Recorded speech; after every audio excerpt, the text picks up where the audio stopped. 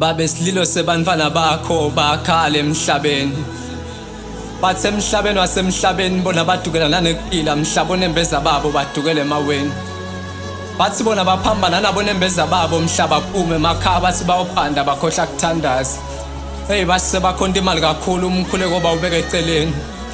Hey mina Nkosi wangifaka esandveni semlilo, ngulapho khona Sathane angihlwitha ngibiyelwe ngelanga lemlilo lasezulwini.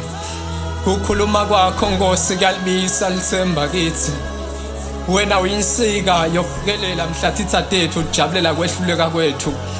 Wena usihlangu sekusivikela mhlathi injombane nemicibisholo ibhekiswe ngakithi.